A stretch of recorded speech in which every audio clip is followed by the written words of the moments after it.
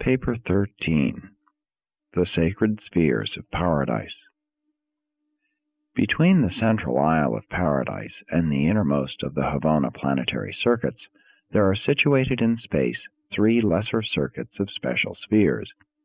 The innermost circuit consists of the 7 secret spheres of the Universal Father. The second group is composed of the 7 luminous worlds of the Eternal Sun. In the outermost are the 7 immense spheres of the Infinite Spirit, the executive headquarters worlds of the 7 Master Spirits.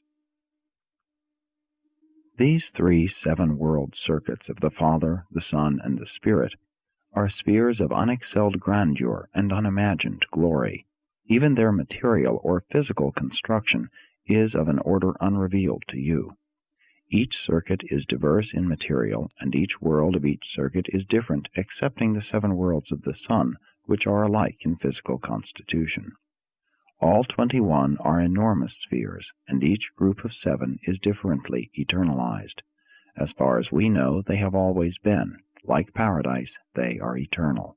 There exists neither record nor tradition of their origin. The 7 secret spheres of the Universal Father, circulating about Paradise in close proximity to the Eternal Isle, are highly reflective of the spiritual luminosity of the central shining of the eternal deities, shedding this light of divine glory throughout Paradise and even upon the 7 circuits of Havona. On the 7 sacred worlds of the Eternal Sun, there appear to take origin the impersonal energies of spirit luminosity. No personal being may sojourn on any of these 7 shining realms. With spiritual glory they illuminate all Paradise and Havona, and they directionize pure spirit luminosity to the 7 superuniverses. These brilliant spheres of the second circuit likewise emit their light without heat, to Paradise and to the billion worlds of the 7-circuited central universe. The 7 worlds of the Infinite Spirit are occupied by the 7 Master Spirits, who preside over the destinies of the 7 superuniverses, sending forth the spiritual illumination of the third person of deity to these creations of time and space. And all Havona, but not the Isle of Paradise, is bathed in these spiritualizing influences. Although the worlds of the Father are ultimate status spheres for all Father-endowed personalities, this is not their exclusive function. Many beings and entities other than personal sojourn on these worlds. Each world in the circuit of the Father and the circuit of the Spirit has a distinct type of permanent citizenship, but we think the Sun's worlds are inhabited by uniform types of other than personal beings. Father fragments are among the natives of Divinington. The other orders of permanent citizenship are unrevealed to you. The 21 Paradise satellites serve many purposes in both the central and super-universes not disclosed in these narratives. You are able to understand so little of the life of these spheres that you cannot hope to gain anything like a consistent view of them, either as to nature or function. Thousands of activities are there going on which are unrevealed to you. These 21 spheres embrace the potentials of the function of the Master Universe. These papers afford only a fleeting glimpse of certain circumscribed activities pertaining to the present universe age of the Grand Universe, rather one of the 7 sectors of the Grand Universe.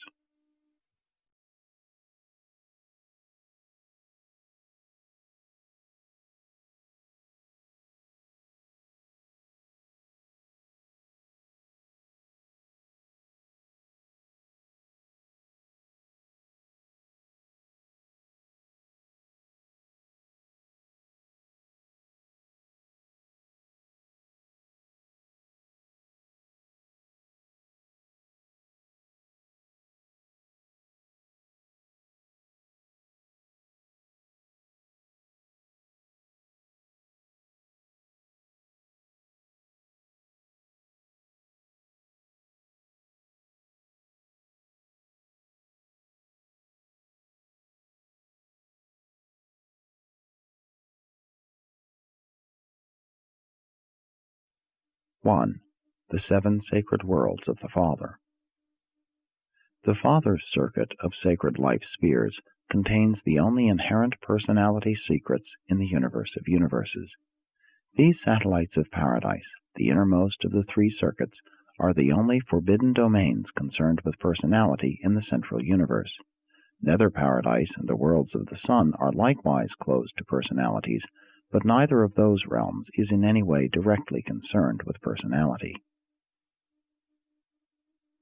The paradise worlds of the Father are directed by the highest order of the stationary sons of the Trinity, the Trinitized secrets of supremacy.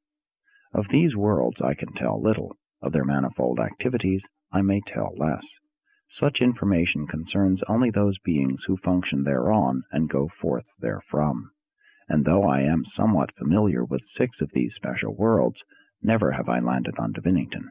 That world is wholly forbidden to me. One of the reasons for the secrecy of these worlds is because each of these sacred spheres enjoys a specialized representation or manifestation of the deities composing the Paradise Trinity, not a personality, but a unique presence of divinity which can only be appreciated and comprehended by those particular groups of intelligences resident on or admissible to that particular sphere.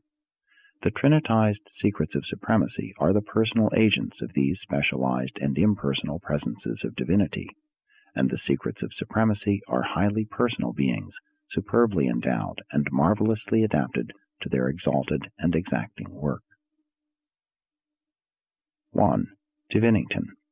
This world is, in a unique sense, the bosom of the Father, the personal communion sphere of the Universal Father, and thereon is a special manifestation of his divinity. Divinington is the paradise rendezvous of the thought adjusters, but it is also the home of numerous other entities, personalities, and other beings taking origin in the Universal Father. Many personalities beside the Eternal Son are of direct origin by the solitary acts of the Universal Father. Only the Father fragments and those personalities and other beings of direct and exclusive origin in the Universal Father fraternize and function on this abode. The secrets of Divinington include the secret of the bestowal and mission of thought adjusters.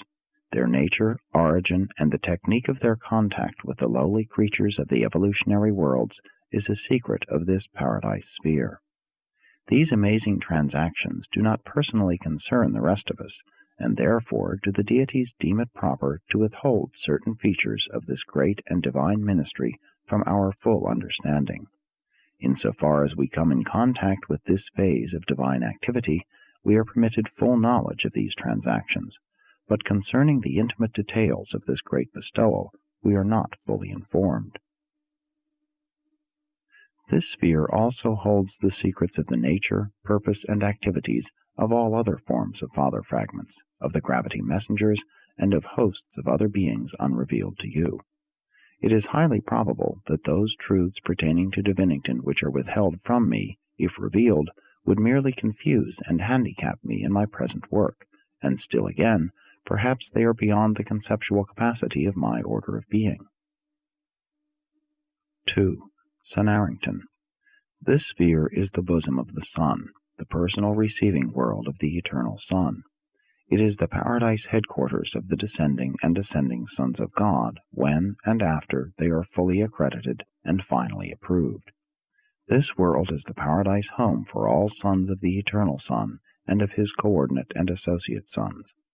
There are numerous orders of divine sonship attached to this supernal abode, which have not been revealed to mortals, since they are not concerned with the plans of the ascension scheme of human spiritual progression through the universes and on to paradise. The secrets of Sunarrington include the secret of the incarnation of the divine sons. When a son of God becomes a son of man, is literally born of woman, as occurred on your world 1900 years ago, it is a universal mystery. It is occurring right along throughout the universes, and it is a Sunarrington secret of divine sonship. The adjusters are a mystery of God the Father. The incarnation of the divine sons is a mystery of God the Son. It is a secret locked up in the 7th sector of Sunarrington, a realm penetrated by none save those who have personally passed through this unique experience. Only those phases of incarnation having to do with your ascension career have been brought to your notice. There are many other phases of the mystery of the incarnation of the Paradise Sons of unrevealed types on missions of universe service which are undisclosed to you, and there are still other Cennarington mysteries. 3. Spiritington. This world is the bosom of the Spirit, the paradise home of the high beings that exclusively represent the infinite Spirit. Here foregather the 7 master spirits, and certain of their offspring from all universes. At this celestial abode may also be found numerous unrevealed orders of spirit personalities, beings assigned to the manifold activities of the universe not associated with the plans of upstepping the mortal creatures of time to the paradise levels of eternity. The secrets of Spiritington involve the impenetrable mysteries of reflectivity. We tell you of the vast and universal phenomenon of reflectivity, more particularly as it is operative on the headquarters worlds of the 7 superuniverses, but we never fully explain this phenomenon, for we do not fully understand it. Much, very much, we do comprehend, but many basic details are still mysterious to us. Reflectivity is a secret of God the Spirit. You have been instructed concerning reflectivity functions in relation to the ascension scheme of mortal survival, and it does so operate. But reflectivity is also an indispensable feature of the normal working of numerous other phases of universe occupation.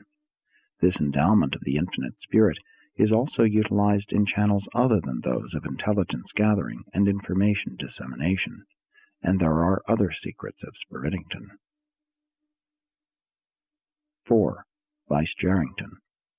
This planet is the bosom of the Father and the Son, and is the secret sphere of certain unrevealed beings who take origin by the acts of the Father and the Son. This is also the paradise home of many glorified beings of complex ancestry, those whose origin is complicated because of the many diverse techniques operative in the 7 superuniverses. Many groups of beings foregather on this world whose identity has not been revealed to Urantia mortals.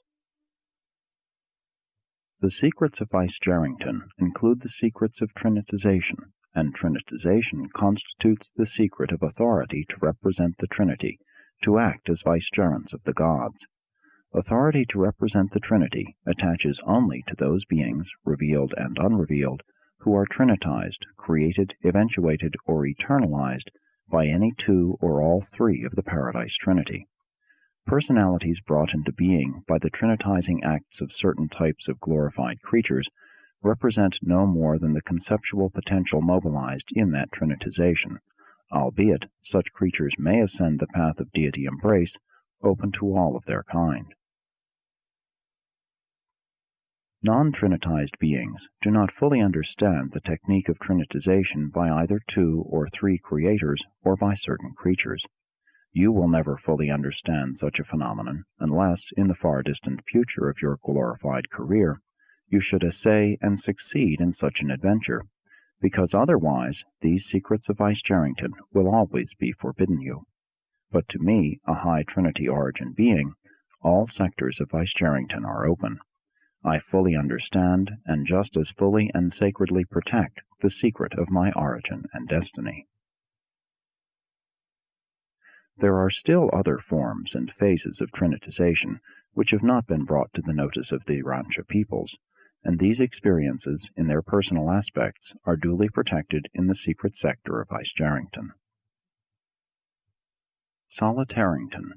This world is the bosom of the Father and the Spirit, and is the rendezvous of a magnificent host of unrevealed beings of origin in the conjoint acts of the Universal Father and the Infinite Spirit, beings who partake of the traits of the Father in addition to their spirit inheritance. This is also the home of the solitary messengers and of other personalities of the superangelic orders. You know of very few of these beings. There are vast numbers of orders unrevealed on Urantia. Because they are domiciled on the 5th world, it does not necessarily follow that the Father had aught to do with the creation of the solitary messengers or their superangelic associates, but in this universe age he does have to do with their function. During the present universe age, this is also the status sphere of the universe power directors.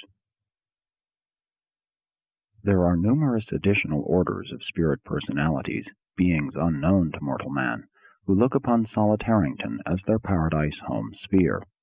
It should be remembered that all divisions and levels of universe activities are just as fully provided with spirit ministers as is the realm concerned with helping mortal man ascend to his divine paradise destiny.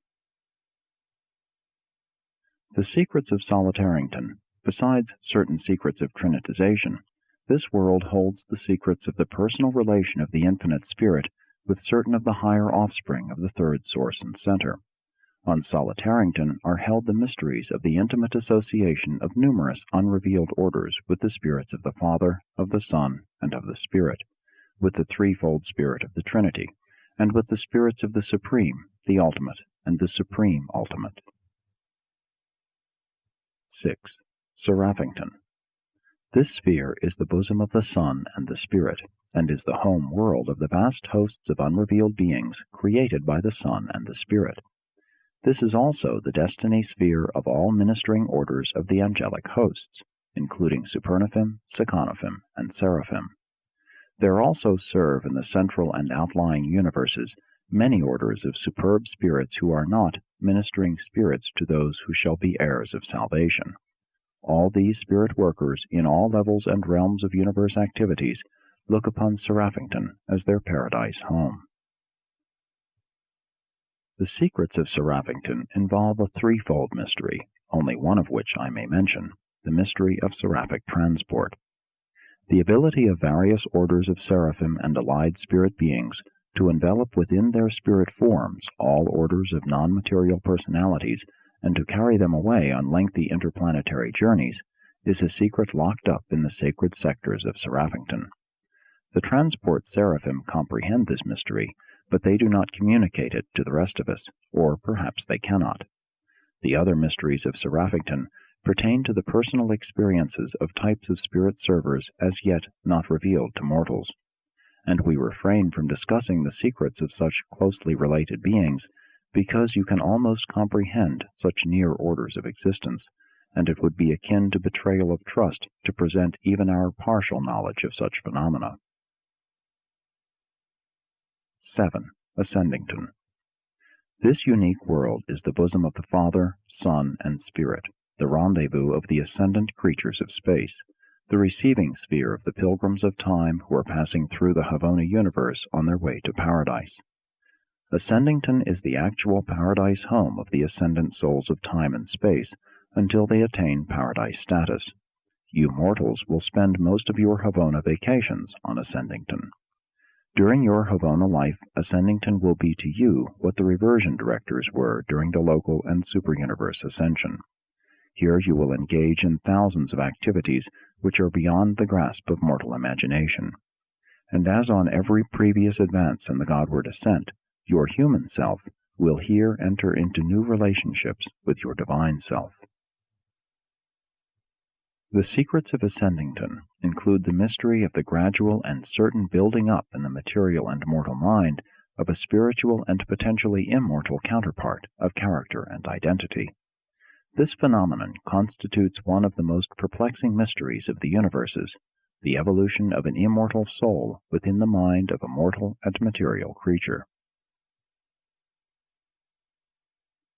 You will never fully understand this mysterious transaction until you reach Ascendington, and that is just why all Ascendington will be open to your wondering gaze.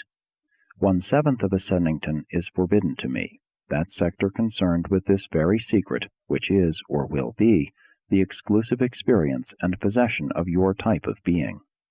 This experience belongs to your human order of existence. My order of personality is not directly concerned with such transactions. It is therefore forbidden to me and eventually revealed to you. But even after it is revealed to you, for some reason, it forever remains your secret.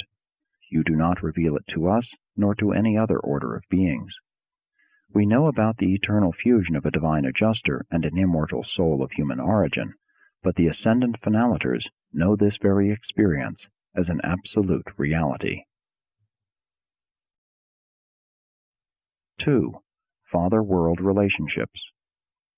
These home worlds of the diverse orders of spiritual beings are tremendous and stupendous spheres, and they are equal to paradise in their matchless beauty and superb glory. They are rendezvous worlds, reunion spheres, serving as permanent cosmic addresses. As Finaliters, you will be domiciled on Paradise, but Ascendington will be your home address at all times, even when you enter service in outer space. Through all eternity, you will regard Ascendington as your home of sentimental memories and reminiscent recollections. When you become seventh-stage spirit beings, possibly you will give up your residential status on Paradise. If outer universes are in the making, if they are to be inhabited by time creatures of ascension potential, then we infer that these children of the future will also be destined to look upon Ascendington as their Paradise home world. Ascendington is the only sacred sphere that will be unreservedly open to your inspection as a Paradise arrival. Vicegerrington is the only sacred sphere that is wholly and unreservedly open to my scrutiny. Though its secrets are concerned in my origin, in this universe age, I do not regard Vicegerrington as my home. Trinity origin beings and Trinitized beings are not the same. The Trinity origin beings do not fully share the Father's worlds. They have their soul homes on the Isle of Paradise, in close proximity to the Most Holy Sphere. They often appear on Ascendington, the bosom of the Father, Son, Spirit, where they fraternize with their brethren who have come up from the lowly worlds of space. You might assume that Creator sons, being of Father-Son origin, would regard Vicegerrington as their home, but such is not the case in this universe age of the function of God the Sevenfold. And there are many similar problems that will perplex you, for you are sure to encounter many difficulties as you attempt to understand these things which are so near Paradise. Nor can you successfully reason out these questions, you know so little. And if you knew more about the Father's worlds, you would simply encounter more difficulties until you knew all about them. Status on any of these secret worlds is acquired by service as well as by nature of origin, and the successive universe ages may and do redistribute certain of these personality groupings. The worlds of the inner circuit are really fraternal or status worlds more than actual residential spheres. Mortals will attain some status on each of the Father's worlds save one. For example, when you mortals attain Havona, you are granted clearance for Ascendington, where you are most welcome, but you are not permitted to visit the other 6 sacred worlds. Subsequent to your passage through the Paradise regime, and after your admission to the core of the finality, you are granted clearance for Sonarrington, since you are sons of God as well as Ascenders, and you are even more. But there will always remain 1/7 of Sonarrington, the sector of the incarnation secrets of the Divine Sons, which will not be open to your scrutiny. Never will those secrets be revealed to the ascendant sons of God. Eventually, you will have full access to Ascendington and relative access to the other spheres of the Father, except Divinington. But even when you are granted permission to land on 5 additional secret spheres, after you have become a finaliter, you will not be allowed to visit all sectors of such worlds, nor will you be permitted to land on the shores of Divinington, the bosom of the Father, though you shall surely stand repeatedly at the right hand of the Father. Never throughout all eternity will there arise any necessity for your presence on the world of the Thought Adjusters. These rendezvous worlds of spirit life are forbidden ground to the extent that we are asked not to negotiate entrance to those phases of these spheres which are wholly outside our realms of experience. You may become creature perfect, even as the Universal Father is deity perfect, but you may not know all the experiential secrets of all other orders of universe personalities. When the Creator has an experiential personality secret with his creature, the Creator preserves that secret in eternal confidence. All these secrets are supposedly known to the collective body of the Trinitized Secrets of Supremacy. These beings are fully known only by their special world groups. They are little comprehended by other orders. After you attain Paradise, you will know and ardently love the 10 Secrets of Supremacy who direct Ascendington. Accepting Divinington, you will also achieve a partial understanding of the secrets of supremacy on the other worlds of the Father, though not so perfectly as on Ascendington. The Trinitized secrets of supremacy, as their name might suggest, are related to the Supreme. They are likewise related to the Ultimate and to the future Supreme Ultimate. These secrets of supremacy are the secrets of the Supreme, and also the secrets of the Ultimate, even the secrets of the Supreme Ultimate. 3. The Sacred Worlds of the Eternal Sun. The 7 luminous spheres of the Eternal Sun are the worlds of the 7 phases of pure spirit existence.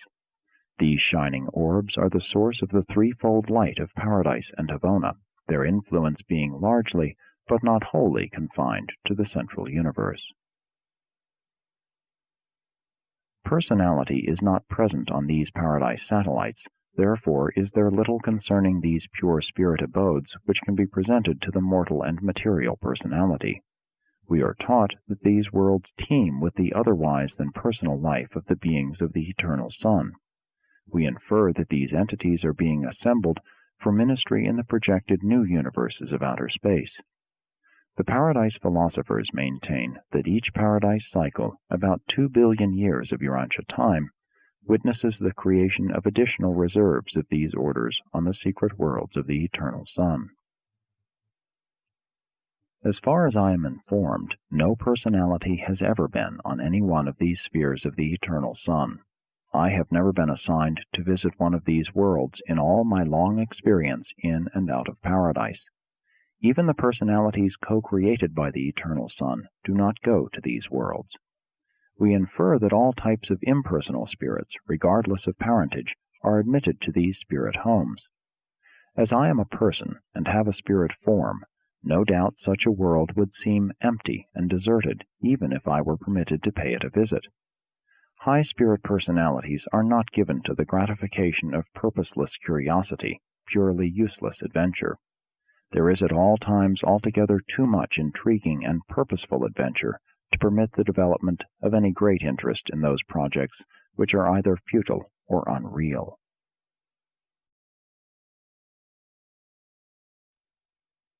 (4) The Worlds of the Infinite Spirit. Between the inner circuit of Havona and the shining spheres of the Eternal Sun, there circle the 7 orbs of the Infinite Spirit, worlds inhabited by the offspring of the Infinite Spirit, by the trinitized sons of glorified created personalities, and by other types of unrevealed beings concerned with the effective administration of the many enterprises of the various realms of universe activities. The 7 Master Spirits are the supreme and ultimate representatives of the Infinite Spirit.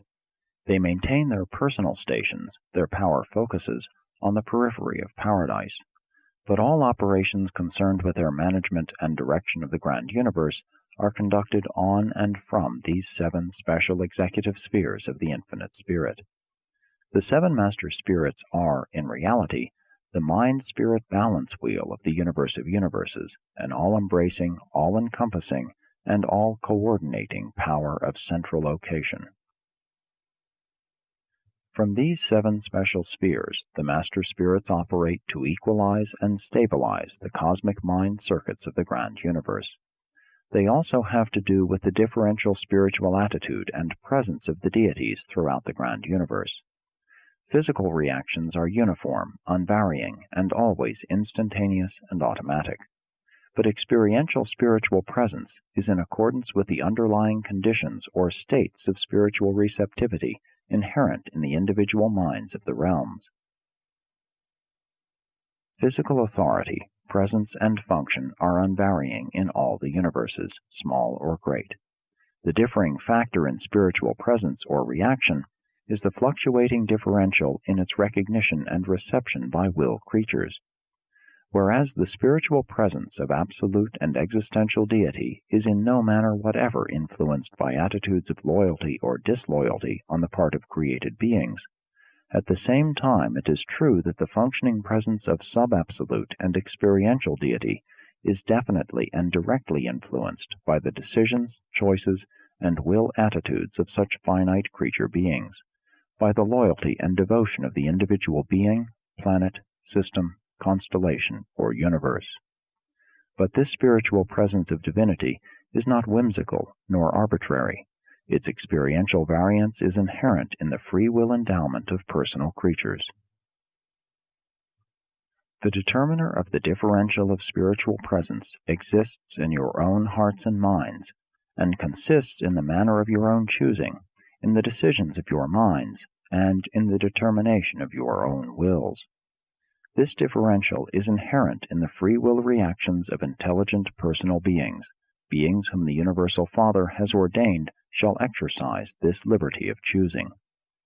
And the deities are ever true to the ebb and flow of their spirits in meeting and satisfying the conditions and demands of this differential of creature choice, now bestowing more of their presence in response to a sincere desire for the same, and again withdrawing themselves from the scene as their creatures decide adversely in the exercise of their divinely bestowed freedom of choice.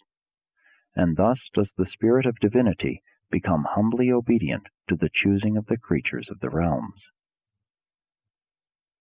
The executive abodes of the seven master spirits are, in reality, the paradise headquarters of the seven super-universes and their correlated segments in outer space.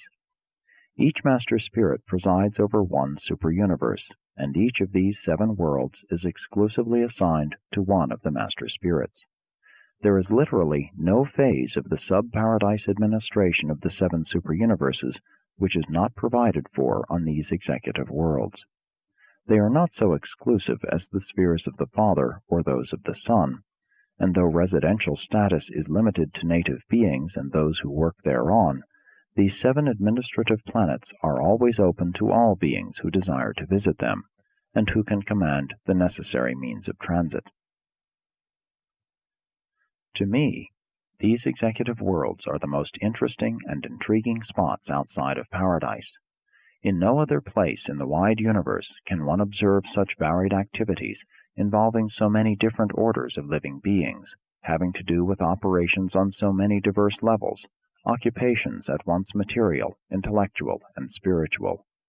When I am accorded a period of release from assignment, if I chance to be on Paradise or in Havona, I usually proceed to one of these busy worlds of the seven master spirits, there to inspire my mind with such spectacles of enterprise, devotion, loyalty, wisdom, and effectiveness.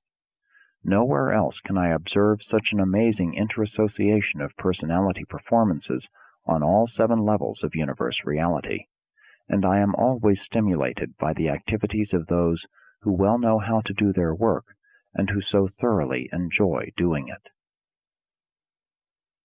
Presented by a perfecter of wisdom, commissioned thus to function by the Ancients of Days on Uversa.